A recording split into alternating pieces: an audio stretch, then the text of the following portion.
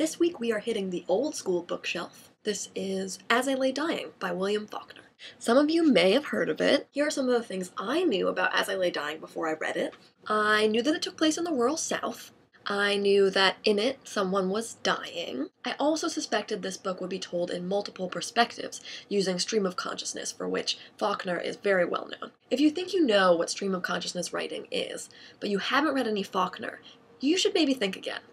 This term has become really overused and maybe misapplied to a lot of contemporary texts. Somehow I think it's gotten confused with free writing, which isn't the same thing. Free writing is the continuous flow of your thoughts that you write down on paper, while stream of consciousness is the continuous flow of a character's thoughts.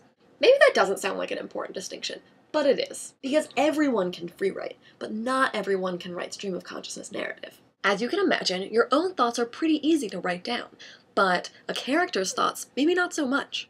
The mind leaps, but what would that particular character's mind leap to? Is there maybe something that character can't get out of his or her head? In order to write this way, you have to know your characters as well as you know yourself. In As I Lay Dying, Faulkner somehow managed to do that with 15 separate characters. That's more than I can count on my hands. That's 3 hands worth.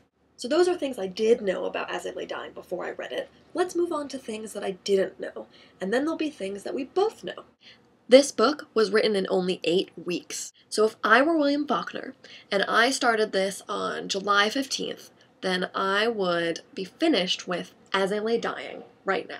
Faulkner actually commented on his process writing this book, and it's in the editor's note at the back of this copy.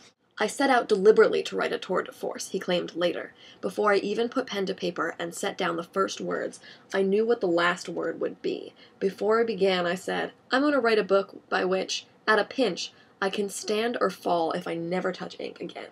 That's quite a high standard for a book written in 8 weeks. Another thing I didn't know about As I Lay Dying is that it's actually about a dying woman, not a dying man.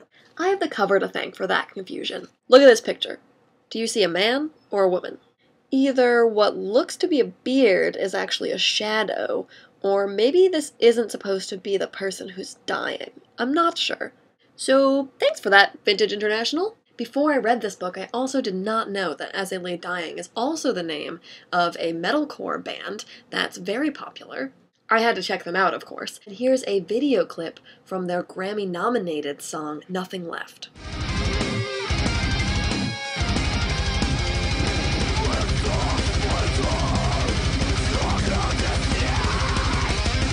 So when I typed it into YouTube, I typed in Nothing Left As I Lay Dying. Very clever. So that's a little reintroduction to this American classic. I highly recommend it. And also a metalcore band. If you're into that kind of music, check them out. Thanks for watching Brave Little Books.